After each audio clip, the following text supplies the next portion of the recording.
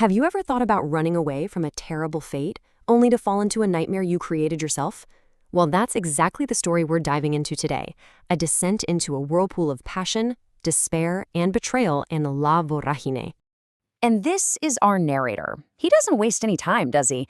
He kicks things off with this absolutely brutal confession. So, forget about love stories. This guy literally gambled his own heart, and violence was the winner. The tone is set right from the get-go.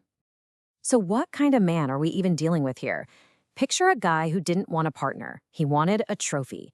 He was always searching for this perfect, ideal love, but the real problem was inside him all along. And the thing is, he knows it. I mean, look at this raw honesty. He admits it himself. I was always the dominator. The idea of asking, of being vulnerable in love, it just wasn't in his vocabulary. So the big question is, how does a guy like this end up in a romantic escape? And this is where Alicia comes in. But their so-called love story is no fairy tale, not even close. It was born out of pure, raw desperation.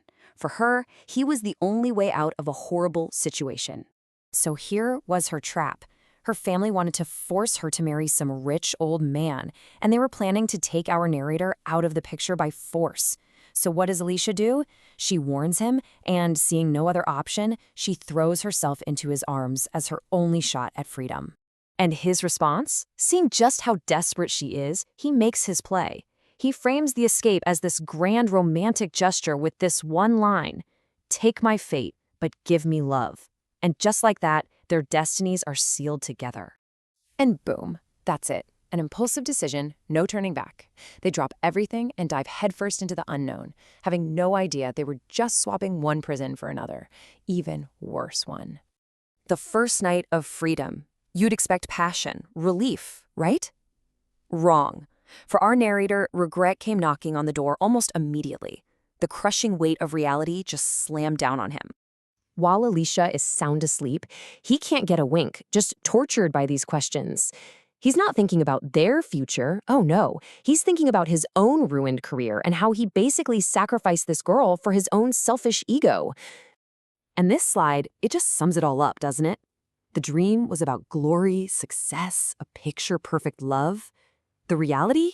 He sees her as an annoyance, a concubine, a shackle holding him down. You can just feel the resentment already boiling under the surface. You know, you can't keep that much resentment bottled up for long. Out on the road, the whole fantasy of a perfect escape just shatters in this ugly fight, where all the unspoken truths finally come out. Alicia just explodes. She's exhausted, she feels used, and she tells him to get lost. This freedom turned out to be a complete fraud, and she's done pretending. But she's still got one more card up her sleeve. And there it is, the cheating. She knew he was already eyeing someone else. That whole grand sacrifice he supposedly made for her, it was all an act, right from the very beginning. The house of cards comes crashing down. So, caught red-handed, what does he do? He blames her. It's straight out of the manipulator's handbook. Instead of owning up to it, he accuses her of never having loved him, trying to flip the script entirely. But she's not falling for it.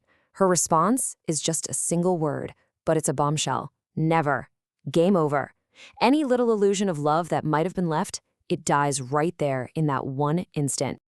And right at the very moment their personal world is collapsing, a new danger appears on the horizon.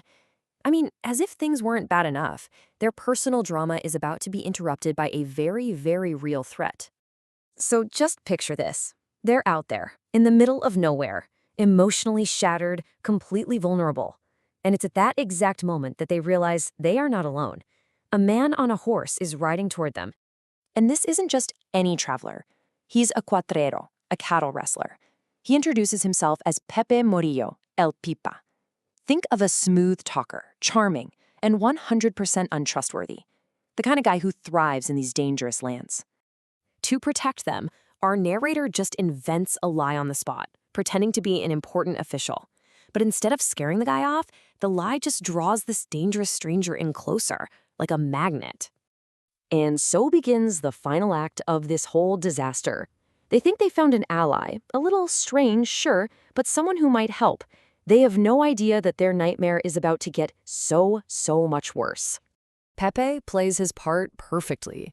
He's charismatic, helpful, full of stories to tell.